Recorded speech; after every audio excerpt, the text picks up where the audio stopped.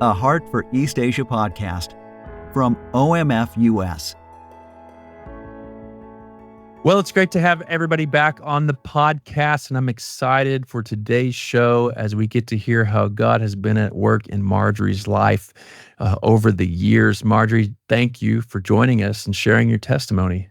Thank you for having me. Well, it's an honor and a blessing to be able to do this. I always love capturing God's story, how it's unfolded in so many people's lives, and yours is a unique one and a beautiful one. And so I just want to dive right in for you to be able to share that with us. And we'll just jump into those early years of what was God doing? Where were you growing up? How was God moving, shaping, molding, leading you to the point where you realized who he was and were able to surrender your life over to him? So my early years is growing up in the Philippines. My first 16 years of my life, I was in the Philippines, and my parents were Chinese immigrants, moved to the Philippines when they were in their teens. And I'm in a family of 5 children, and I'm fourth of 5 kids. And the gap is pretty big. So I have 3 other parents because I have 2 older sisters who are like 11 and 8 years older than me, and a brother who's 10 years older than me. And then a younger sister's a year younger than me. And so I'm the boss of her, but everybody else is a boss of us. So yeah, so that's kind of, and in a Chinese family, it's quite hierarchical. Yeah. So we were not raised Christian. My parents brought their Buddhist upbringing into the Philippines, and my grandmother was still alive when I was growing up, my grandmother from my mother's side. And so we followed everything in terms of, using the incense and kind of honoring those who have passed, going to the cemetery and burning a lot of the, like paper money and little paper statues and things like that. So I grew up with all of those. But my parents wanted to send us to a good school, and education and working and having a good life in their definition meant that we had to go to a good school, which meant private school. And in the Philippines, private school is mostly Catholic. So that meant that religion was part of my upbringing. But to me, religion was a course, just like math and science and English. So we learned English in the Philippines as a class, and also Tagalog. So I grew up with those languages and also religion as a class. So that's basically my exposure to faith growing up. I basically had this dual lifestyle of practicing the Buddhist tradition. I wouldn't say it was by any means any faith. It was mostly the things that my parents did as more of a ritual. And then in school, we would have all these Catholic practices. Although because I was never baptized, I could not practice any of the sacraments. So I would kind of sit on the side and watch everybody do communion, confession, and all of the different things that they did in the Catholic Church. That had to have been confusing, I would imagine, for a young child going to a Catholic school and coming home to a Buddhist family. Oh, yeah. But the thing is, part of it may not be, I guess confusing may not be the word. It was almost integrated, which is, now that I'm thinking about it, it was integrated into my life to the point where I was accepting of it. I go to school, and I would say 80% of them were practicing the Catholic faith, at least in their household and in their home. And then I go back to my home, and especially with my grandmother, who still wore like the Chinese traditional clothing with bounded feet, right?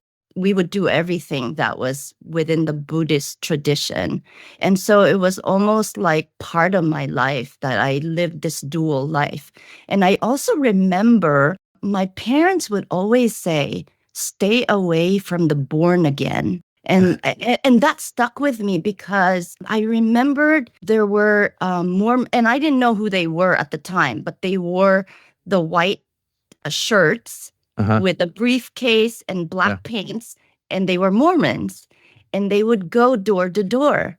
And I remembered my mom would say, "Don't answer the door. Those are the born agains." And so the term born again like scared me growing up, like stay away from them. So it's kind of funny to think about that and where I am today. Yeah. So that wasn't the thought of your parents putting you in a Catholic school with their Buddhist religious beliefs and practices at home. That wasn't like a, hey, I'm going to send you here, but don't believe this kind of a lecture. Yeah. So they actually did not prevent us because in the later years, so I told you I have 3 siblings, Uh-huh. right? My brother was the first to say, "I want to be baptized." Oh. So my parents, because I told you Buddhist was their tradition, it wasn't by any faith-related thing, they were open. My parents were very open. So they did not restrict us from choosing a path. Wow. So I guess that obviously would open the door for you to be more open to what this Christianity thing is all about. How did that begin to unfold? So it did not happen until in my 30s, here in the US. At 16, my brother, who was much older than I, came to the US many years before me to go to school. He had recommended to my parents that we should follow suit, the younger siblings.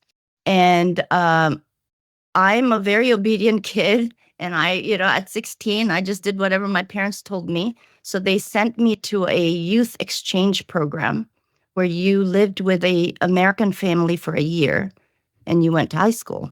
It was my senior year.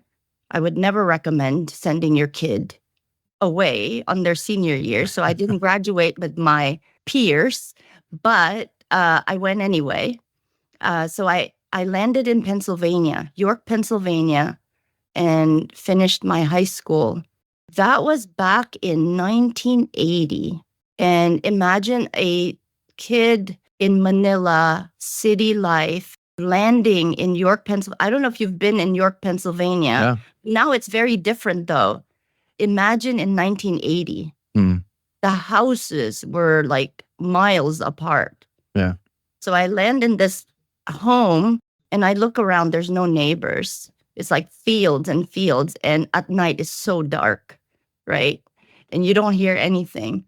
And so I felt like a total alien landing in this like town. Yeah, so I was a foreign exchange student for 1 year. The school year in the Philippines and the school year in the US do not coincide. And I somehow missed the entrance exam to apply for college in the Philippines. And so my parents said, why not try to apply in the US and see if you can get in? So I did. And I applied, got accepted to a couple of schools, one in Washington, D.C., and then one in New Jersey. And my parents said, we have a relative in New Jersey, an hour away from Rutgers. So you're going to Rutgers. So that's kind of how, my path happened based on my parents' decisions. So I went to Rutgers and did not continue going to school in the Philippines. And during I'm trying to think now, I think it's my second year in college at Rutgers, I met Fred, who is now my husband. I went for computer science and Fred was in the computer lab. He was like one of those technical assistants and I needed help and he helped me. But, we met there for the first time, but didn't go out or anything. He had a girlfriend, in fact, a fiance at the time. He can tell you the story next time. But so that's kind of how we met. And fast forward, I was supposed to come back home. The intent was to go to school, get a good degree, to return back to the Philippines. And because of my Chinese heritage, my parents always wanted us to marry Chinese, right? So there was never this intent of staying in the US. But during my junior year of college, at the time, Fred and I started dating. Junior year of college, when I started looking for potential jobs, looking ahead for my graduation, I saw that they would only hire people with a green card or citizenship. Mm. I remembered sitting at the porch of my apartment with Fred and a very good friend of ours, Ron. And I was thinking, okay. And I was sharing with them about this dilemma of, okay, I will graduate and I probably will have to go home to the Philippines because I can't get a job here. Yeah. And during those days, they didn't offer you like a working visa after you graduated. And our friend jokingly said, well, if Fred doesn't marry you, I will. And this was at the time that there was this movie called Green Card. Okay. I don't know if you've seen that. Okay, it's with Andy McDowell, but you should watch it. It's funny. But then Fred and I looked at each other going, should we? And so we took that idea. Oh, wow. And I went to my brother. Remember, my brother is 10 years older than me. So I looked up to him. I told you he's kind of like my parent. And the son in a Chinese family, especially the only son, carried a lot of weight. Mm-hmm. So I'm like, okay, this is our idea. What do you think? Do you think you can bring it to mom and dad? Oh, wow. Right. My brother is very transactional. He said, why not? This was a great idea. You can get married. After 5 years, you get divorced. You get your citizenship, and that's it. So that's kind of how Fred and I met, got married. I would never recommend it, but God definitely had a plan that still surprises me to this day. And you're still married to him. I'm still married to him. Yeah. So we got married on a school day, October 22, 1984. I remembered Fred was already working at IBM in upstate New York. I was still studying at Rutgers. Drove up, went to the Justice of the Peace. They do this quick thing. And I remember the guy said, where are your witnesses? Like, what witnesses? It's just the two of us. So he calls like people from the office because they need witnesses to sign the paper. And that was it. And then I drove back to school. That was our first wedding day. Wow. Not the How most romantic wedding, but so I was 20 and Fred was 22. We did not find Jesus until 13 years later. So how does this begin to unfold? You're married, but in this unique realm of marriage, different locations and all this, up to the point where you're in your 30s and all this stuff God starts to really show up. How does all this unfold? How's this work? So I graduated from Rutgers and Fred was in upstate New York. The most logical thing in our mind was, well, why don't I look for a job at IBM? And then we can be together. So that was another conversation to be had. Because remember, this was supposed to be transactional. Yeah. And so my parents didn't expect us to be together physically. Yeah. So then I started with applications and did land a job offer at IBM. So then another phone call to my brother and basically saying, okay, we decided to be together instead of just, faking this. So we ended up living up in upstate New York. That was in 1985 when I graduated. And we both worked in IBM for over 10 years.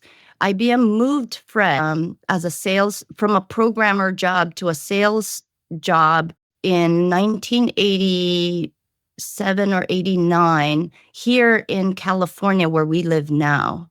Okay. And we both continued working with IBM. And our focus was, we're going to be what they used to call them dinks, double income, no kids. I Okay. don't know if you've heard of that. No. And we're like, we're going to be dinks, we don't need kids. We're going to just work, have fun, and just enjoy life and make as much money and Living in retire California. soon. Yeah, live Yeah. in California and all that, right? So that's kind of what we did. But one day, this is like the weirdest thing, and tell you how God works. One day, Fred was at Home Depot shopping, and a guy behind him in line started talking to him and said something about, would you want to earn residual income? Something like that. And it's like, and residual income means, you're earning these incomes without much action on your part because it's just like auto generating, right? Yeah. And of course, our minds were like, okay, we want to make money. We want to do it Sure, and who wouldn't? retire early. Why not, right? So Fred entertains this conversation, and fast forward, guess what we're doing? We're doing Amway. Oh, So we joined Amway in the early to mid 90s, and Amway has these like rallies where they like get you all pumped up, and the rallies would be in Sacramento, California. They rent these big convention centers where they basically give you all these like training materials and hype and all that. But when the rallies are over a weekend, on a Sunday, including Sunday, the leaders that we were part of had a church service. And so it's funny how now that I'm talking about this, this is another thing where it's integrated and I never Yep. questioned it, right? I just accepted it and we just embraced it. So whenever we have these rallies on Sunday, they would have a Sunday service, regular Sunday service with worship and all that, but they would actually call people. There was a calling for people who are ready to accept Jesus. And so we would be in this group for over a year. And, a lot of people say they have this like sudden like clarity and all of that. Yeah. I don't know if I truly had that, but I know that Fred and I both felt very moved by the environment, very moved by the people, very moved by the speaker and the worship, that one day we came forward. And so you go forward there, and of course they do a follow-up. And the follow-up was a local group here in San Francisco. They invited us to attend their church, go to an Easter play. So we started going there, loved the people. They were kind of our age, no kid. Many of them don't have kids yet. And so we connected with them, and eventually we became part of that church and got baptized. So that's kind of how we started being exposed to church and Christianity. That's really cool that happened to the two of you together, Mm-hmm. at the same time. Yeah, that's beautiful. You got to do that with your fake husband who became your real husband. That's right. That's right. Wow, that's so cool. That's God at work. So you get baptized. You're still sort of newlyweds. You're in California, exciting California, living the fun life. No kids. All of a sudden, become believers. What's next? That's got to be just a radical transformation from there. Well, that's when kids came into the picture. Ah, there we go. Yes. So our focus shifted, and we had our first child in 1997. So he's about 27 years old now. And then our second child came 2 years after him. So we have two adult sons. And so we actually moved to a church closer to us because we don't live in San Francisco. We were attending that church in San Francisco. We now go to a church closer to home, and still our current church today, and where our kids grew up. And I would say that Fred and I attended church. We were very faithful church attenders. But we also worked full time. So church was part of our life, but Yeah. not completely every day of our life. Yeah. So we were kind of attending and then living life separately from church. We did have a small group that we would attend and do Bible study with. And we did serve in different ministries, like kids ministry, where our kids were part of. There was one time where there was a speaker at our church from the International Justice Ministries. I think it's Okay. Gary Haugen, who spoke about his work on human trafficking. Mm. And that kind of piqued my interest. And at the same time, I was reading the book Purpose Driven Life by Oh, yeah. Rick Warren. And I was kind of wondering, like, what's the point of it all? Why are we here? And I've never really thought about the word calling, like, what is my calling, until I read that book. And so the presenter of IJM encouraged the church to start a course using his book. And so I attended that course and ended up meeting somebody who invited me to join a short-term mission trip. The trip was to Albania. Oh. And it was doing a lot of work out in the rural farm areas of Albania where, they don't even have flush toilets, right? Mm. It's the poorer part of Albania back in the early 2000s. And all we had was our backpack. And they would leave us in each of these villages for a couple of days. We shared the Jesus film in the evening. There were no plans in terms of where we would sleep, what we would eat. Oh, And it was so eye-opening that it was the first time that I could see how God provided Mm. without me planning. I'm leaving home at 16. I learned to kind of take care of myself and be independent in what I thought was self-sufficiency. Yeah. And I was proud of that. And I think I carried that with me until the time that I went on this mission trip in Albania to see that I had nothing planned, Yeah. but God provided. We had more than enough food. We had the best beds because the villagers, they weren't even Christians, opened their doors and gave up their own beds Mm. for us to sleep in. And we saw that we could communicate with them through our facial expressions, through Yeah. how we're engaging with them, not even in communicating in the same language. And so Yeah. that was the first time that I actually experienced the love that Christ gives to his people through the work that we could do. Was Fred with you on that trip? No. So our kids were very little at the time. It was, I think one was 2 and one was 4. So Fred stayed home. I went with 2 other people. So as you come home and you begin to process that, how does that unfold? It was really interesting because it's very different to share your experience verbally, even with Yeah. videos, pictures, and all that, because all the things that you've felt, as much as you can say it to someone, Yeah, very different. it's very different. Yeah. Now Fred and I have gone on a couple of mission trips together and he understands. But yeah, I will carry that experience in Albania forever. Hmm. That sparked an interest in missions for me. I joined our church's mission team. The leader of that mission team was a missionary in Europe who is part of our church and became the pastor of missions.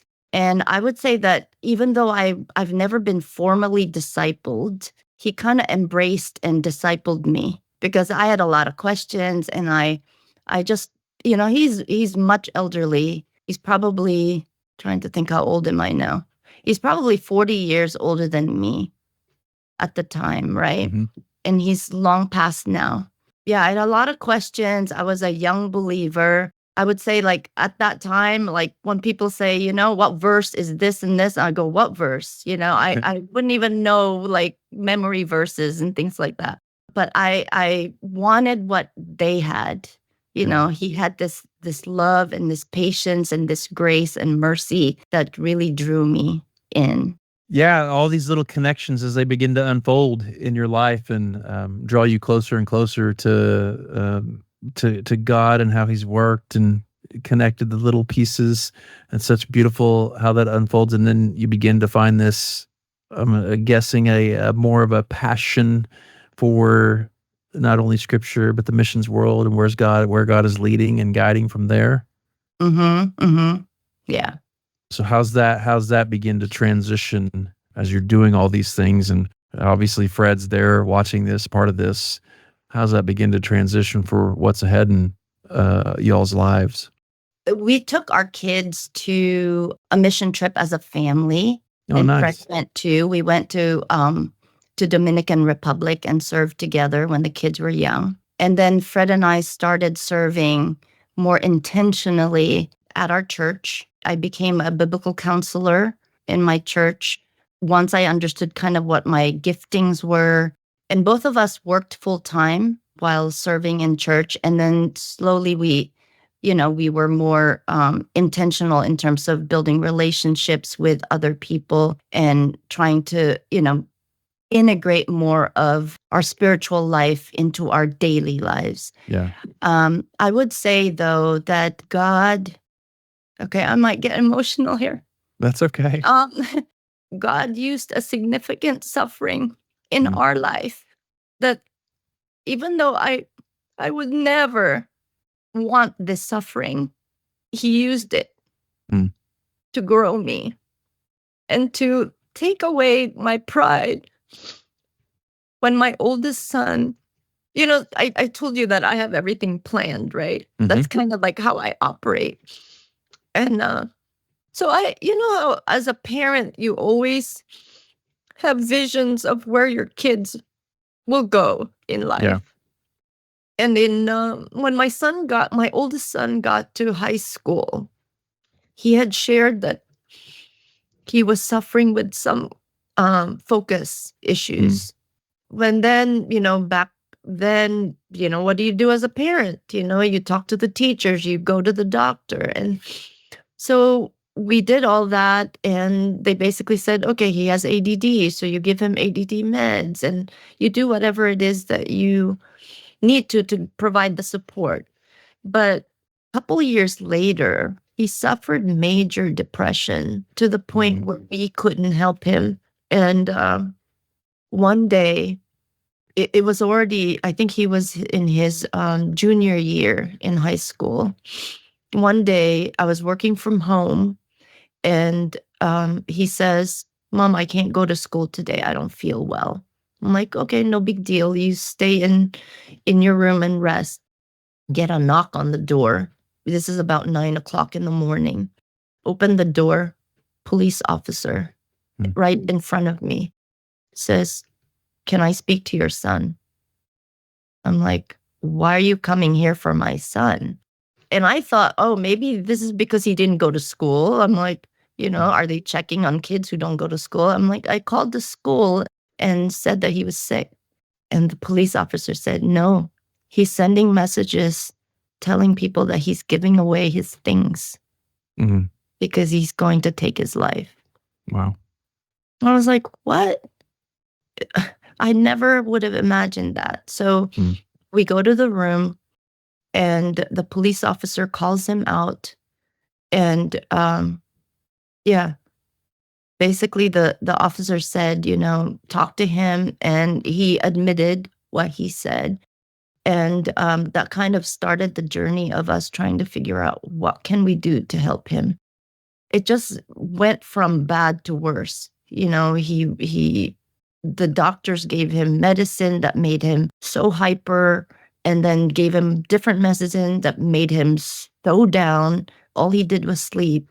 And one day, as I was sharing a prayer request in our counseling ministry, one of the counselors, who was also a parent, shared that she had sent her son away. And I never even knew it. And she gave me the resource to find that she used to find the place for her son. And I was just thinking, I'm like, normally I would be just so ashamed to share my burdens, right? Feeling like I'm a failure as a parent. But for God to put that woman in my path and allowed me to find a place for Zach to go and be healed. So that was around February. We tried to place him before the school year ended. He ended up in Utah. I went there. They didn't have a place for him. We had to wait till summer. And as I was driving back from Utah to Las Vegas, the phone rings from that place and said, "We can take him this weekend." And I was like, I'm just seeing like God is just like provided every step for us to find a place for him when we were hopeless. So fast forward, he is better. He's Oh, praise living with God. us. He's starting school. He is not walking with the Lord right now, but he is open. And in fact, both kids are still seeking.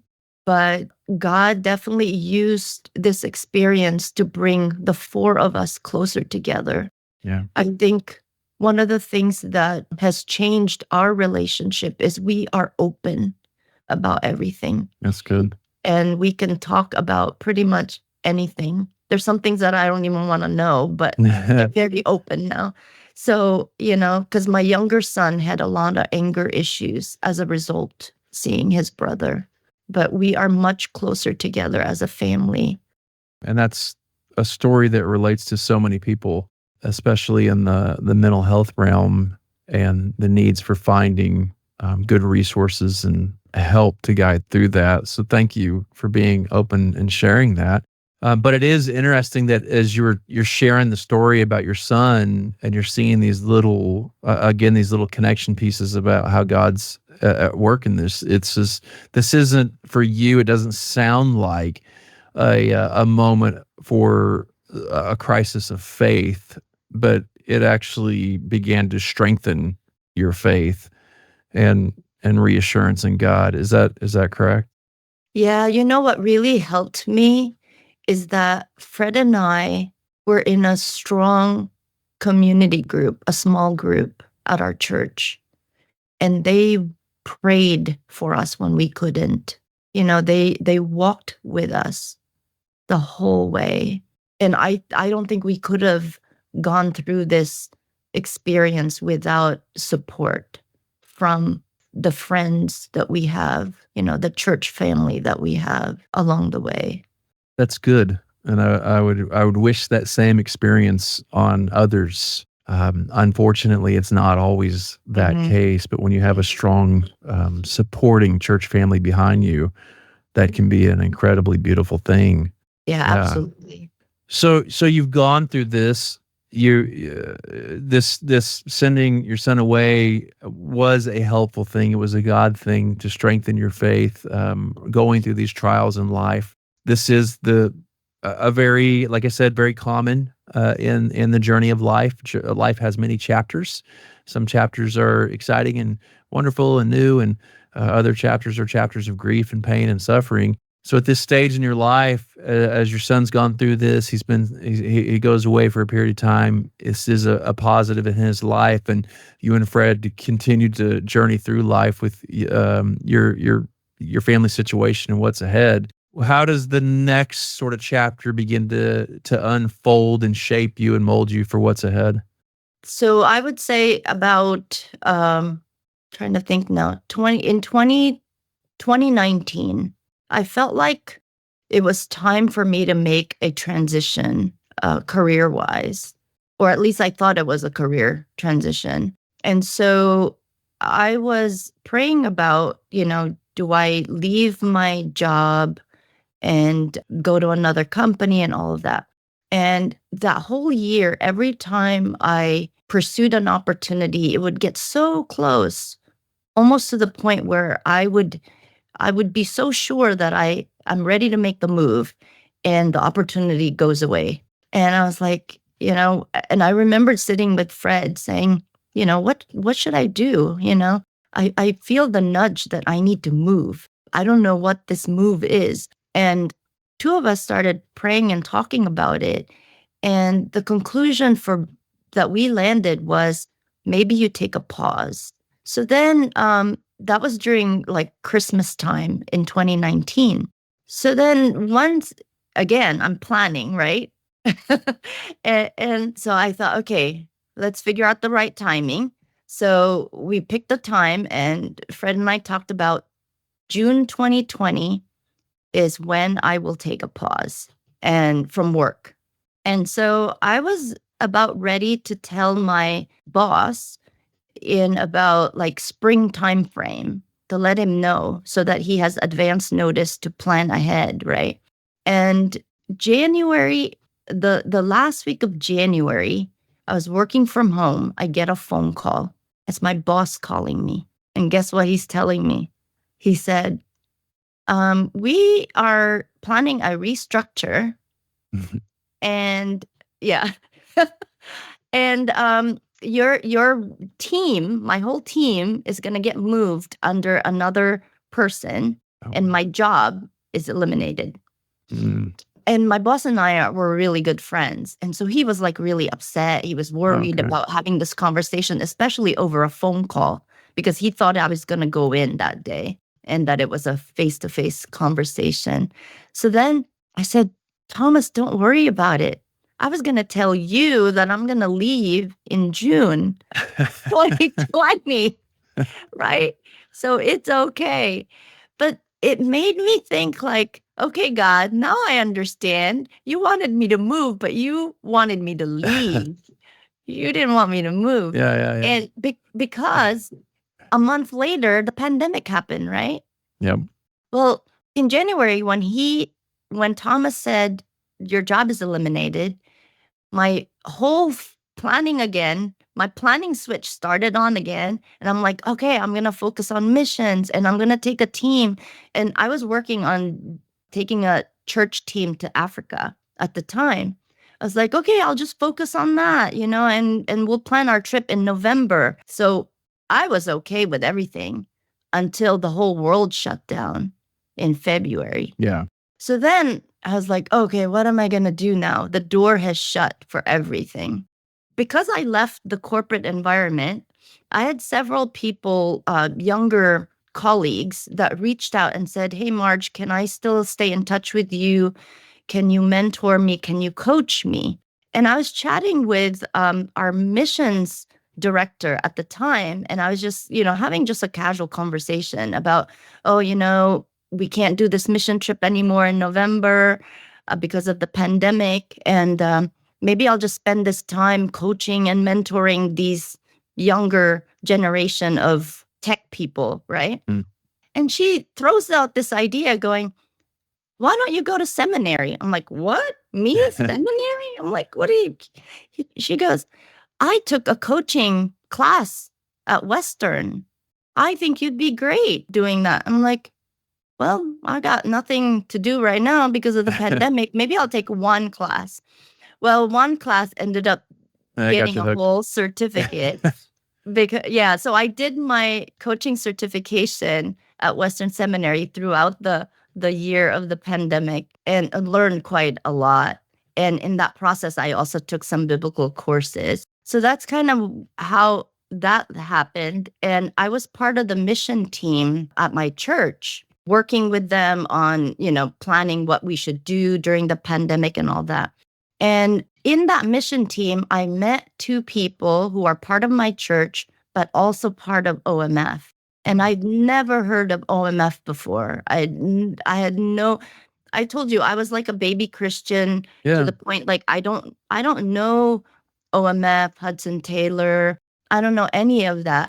And so because of my marketing background, they asked me if I could help them. And this is the Link Asia team. They asked me if I could help them do some marketing when they were planning something for the web. So I did a little bit of work for them, met with the team.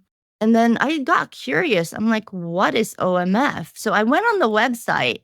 I didn't talk to them at all. I just went on the website, started looking around, and there was a button that says get involved. So I clicked on it, And I started looking, and then I saw coaching. It's like, coaching. So I looked at the job description, and then I'm like, this sounds interesting, but I don't think I'm qualified. So then I reached out to my friend in Link Asia, and I said, do you need to be a missionary to coach? Because I don't have any missionary background. And that's when she said, oh, you should probably talk to Pat Hansen. He can share more. And that's kind of how it started with OMF, out of my curiosity to know what it's all about, to ending up volunteering at OMF, starting at the end of, I think that was 2021 when Yeah, I started. that's so neat. So for our listeners, when the Link Asia team that Marjorie was in contact with, the couple of people that were part of that, that's our church consulting team that works with churches all over the United States, helping them develop an understanding of missions, what is God's heart for the nations, how to get involved in that, how to do member care, how to do all these wonderful things in joining in God's work throughout the world. So all these little missions link in your story are pretty incredible, especially when they lead up to where you actually met. Didn't understand OMF, no OMF, but the first connection you met with are people who are connected to the team that actually helps train and develop missions and guide people through missions and all that kind of stuff. So that's pretty. That's beautiful. Yeah. Mhm. So you connected with OMF, you go through the process, you join. What are you doing now? How is God using you in this moment? So I am a ministry coach at OMF. And what that means is that when people inquire about long-term missions, a coach at OMF walks alongside them to help them discern their calling, the fit with OMF and them, and, kind of where they feel God is calling them to do and where to go before they apply. So it's been fun meeting different people, different generations, and learning about people's stories and helping them walk through their journey into long-term missions. I also am a field link for the Philippines. So I said that I grew up in the Philippines. I actually had told my husband, my parents have passed, and I told Fred, I don't think there's any reason for us to go back to the Philippines. All of my siblings left the country except for one. I'm like, oh, my younger sister can just fly and meet us. There's no reason to go back to the Philippines. But one day there was an opportunity that was shared in one of our internal communications that they were looking for a liaison for the Philippine field here in the US, which is the field link role. I started praying about it and wondering, like, should I raise my hand? And right after I did that, my sister sends me a message. I have a sister who lives in UK, and she sends me a message and says, I have to go to the Philippines to handle something there. And she said, but I don't want to go alone. Can you go with me? I was like, oh, really? I'm like, then I started thinking about, I'm like, okay, God, is this you telling me that I should like raise my hand and see if this would work? So I reached out to the lead of Field Link and asked him, could I explore the Philippine field on your behalf and see if there's anything I could bring back? So that's kind of how it started. And again, every time I sit back and map out how things happen in my life, I am totally out of control because even though as much as I try to control my path, I can just see God like putting the dots there and I'm just following each step. So I've been working with the Philippine field now since my trip. I fell in love with the people there who I thought I would never visit again. I went to places that I never visited when I was young. And there's a big need there for people to help equip the leaders that OMF has raised locally. So I'm now doing that work in terms of representing that field and raising up opportunities for people to be interested in going. Yeah, and that's so crucial to what we do. Again, for our listeners that don't understand this, the field link role years ago, as our fields are getting bigger and many operations here in the U.S. for mobilizing the next generation of workers, it became harder and harder to understand what the particular field needs were. And so we developed what we call now field links, which are individuals located on the U.S. home side in the mobilization efforts, have regular contact with our field leaders, like in Thailand or the Philippines, et cetera, to ask what are your urgent needs? How can we support you well? How can we mobilize for you better? And they serve as that voice for the particular field that they're assigned to, like you with the Philippines, to understand that field, understand what's happening, how God's moving, and what the needs are, and take that information and bring it back to the mobilizers here in the U.S. So as we go out and do what we do, we'll have the most accurate and up-to-date information of what the needs are and how people can get involved. So it's a very essential and crucial role for us. So thank you. Yeah, it's beautiful. You're not the only one, though. Your husband also helps now. Yeah, he's in the church consulting group. Mm-hmm. I guess his official role is marketing consultant. Mm-hmm. But he's kind of a jack of all trades. So he's helping out the team in terms of how to market and promote the services that OMF church consultants offer. So it's in the family now. That's right. That's right. And now you know who OMF is. I recruited my husband to join OMF. You're mobilizing well. You know, it's funny. Fred and I always said we would never work together, and now we're doing everything together. That's great. Yeah.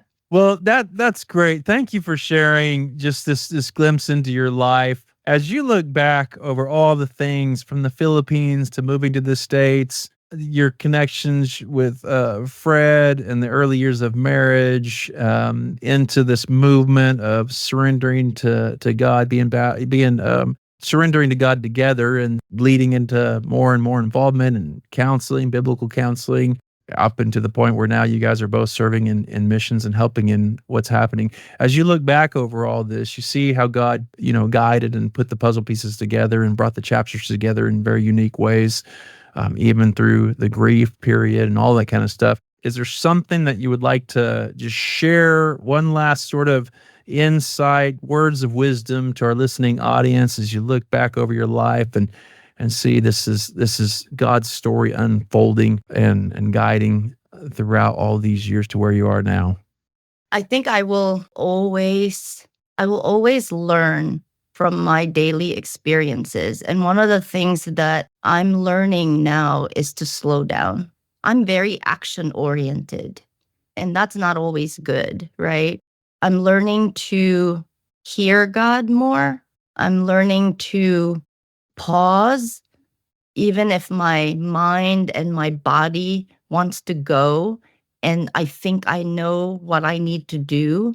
I'm learning to just wait a bit and see if that's where God wants me to go and if that's what he wants me to do.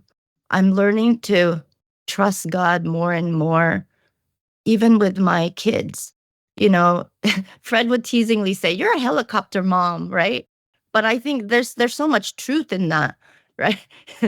And sometimes I wonder if it's PTSD. But Zach, for the first time, my oldest son, is doing so well in school. And I have no part of it. And I'm celebrating that, because I don't want to take the glory. And one day it just clicked with him. And it has to be God, because there was no formula. There was no meds. He's off any meds too. Praise God. Praise right? God. And slowly, I'm realizing I actually don't have to do anything. And things will happen because God's plan will happen without me. He doesn't need me. So I think for me, my parting word is God doesn't need us. He asks us and invites us to participate. And that is the joy of it. But he does not need us. So we should not take pride in what we do, but to enjoy being with him and participating with him in the work that he wants us to do. I love that. That is beautiful, beautiful parting words. Thank you, Marjorie. It's been wonderful connecting and hearing your story. So again, thank you for allowing us to hear this and be a part of it in this way. Thank you for inviting me. To learn more about OMF, visit us at omf.org/US.